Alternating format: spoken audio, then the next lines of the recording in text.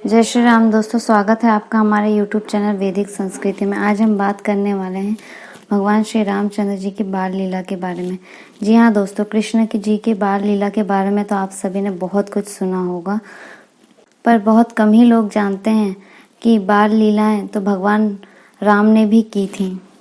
एक बार माता कौशल्या ने भगवान श्री रामचंद्र जी को स्नान कराकर यानी कि नहलाकर उनका श्रृंगार करके उन्हें पालने में यानी कि झूले में लिटाकर वो अपने काम के लिए चली गई। माँ कौशल्या अपने भगवान जी की पूजा करने के लिए चली गई।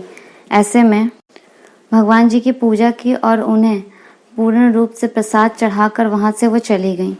जब वो वहां से लौटी तब उन्होंने देखा कि जिस जगह पर उन्होंने भगवान जी के लिए प्रसाद रखा है उस जगह पर भगवान राम जी बैठकर उस प्रसाद को खा रहे हैं।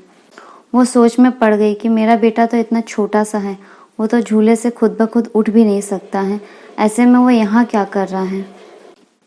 फिर उन्होंने जब पालने यानी कि झूले की तरफ देखा तो झूले में पहले से ही एक बेबी यानी कि भगवान श्री रामचंद्र जी लेटे हुए थे। ऐसे में वो घबरा गई कि एक तरफ मुझे भगवान जी के मंदिर में प्रसाद खाता हुआ मेरा बच्चा नजर आ रहा है और दूसरी तरफ जब मैं झूले की तरफ देख रही हूँ तो झूले में भी भगवान रामचंद्र जी हैं।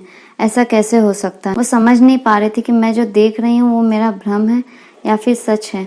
यहाँ पर तो एक ही बेबी होना चाहिए, यानी कि भगवान रामचंद्र जी मुझे दो दो क्यों नजर आ रहे हैं, और वो भी इतने छोटे हैं कि खुद से चल फिर कर वहाँ जा भी नहीं सकते। भगवान रामचंद्र जी ने जब माता कौशल्या को इस तरह से बहुत घबराई हुई देखा तो उनकी तरफ उन्होंने मुस्कुराए।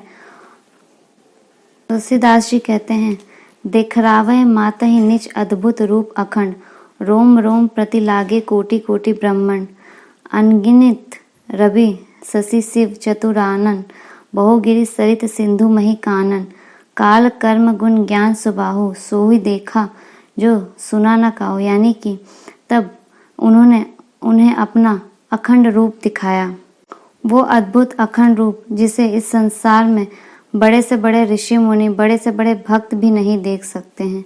वो अखंड रूप जहाँ भगवान जी के शरीर में करोड़ों ब्रह्मांड यानी कि सारे के सारे प्लैनेट, सोलार सिस्टम, ये सारी चीज़ें पहले से ही वहाँ थी। अनगिनत सूर्य, चंद्रमा, शिव, ब्रह्मा यानी कि सभी चीज़ें वहाँ पे थी। नदी, समुद्र, पृथ्वी, वन सभी कुछ था। इन शॉर्ट में कहूँ कि भगवान में ही सब कुछ समाया हुआ था। धरती, आकाश, पाताल, हमारा सौर मंडल, गैलेक्सी, एवरीथिंग। इसीलिए तो वेदों पुराणों में कहा गया है कि ये सारी चीज़ें भगवान जी के अधीन हैं। चीज़ें भगवान जी ने ही बनाई हैं और उन्हीं वही बिगाड़ते भी हैं। सब कुछ उन्हीं से शुरू है और सब कुछ उन्हीं में ही खत्म है। सभी भगवान भी एक ही हैं। इसीलिए जब भी कोई भगवान जी अपना अखंड रूप दिखाते थे तो उसमें शिव, ब्रह्मा, विष्णु, राम, कृष्ण सभी लोग एक ही में नजर आते थे। इस तरह की माया को देखकर माता कौशल्या बहुत ही ज्यादा डर जाती हैं। उनके मुंह से कोई भी शब्द नहीं निकल रहा था। वो समझ नहीं पा रही थी कि ये क्या हो रहा है। तब भगवान श्री रामचंद्र जी उन्हें समझाते हैं, उन्हें धीरज देते हैं और फिर से बाल रूप में आ जाते हैं। कौशल्या जी भगवान जी के पैरों में गिरकर हाथ जोड़कर उन्हें प्रणाम करती हैं और उनसे अनुनय विनय करती हैं कि मैंने भगवान को अपना बेटा समझ लिया। पर भगवान जी उन्हें बहुत तरह से समझाते हैं और कहते हैं कि हे माता, मैंने ही ये बाल रूप लिया है जगत कल्याण के लिए और मैंने ही आपको ये अपना अखंड रूप दिखाया है। आप इस बात से परेशान ना होइए और किसी से भी ये कहने की ज़रूरत नहीं है। जैसे ही भगवान जी अपनी माया को हटा देते हैं वैसे ही माँ कौशल्या फिर से एक बार उसी रूप में आ जाती हैं। तो इस तरह से भगवान रामचंद्र जी ने अपनी बाल अवस्था में ही माँ कौशल्या को अपना अखंड रूप दिखाया था और बहुत सारी बाल लीलाएं की थी। जय हिंद।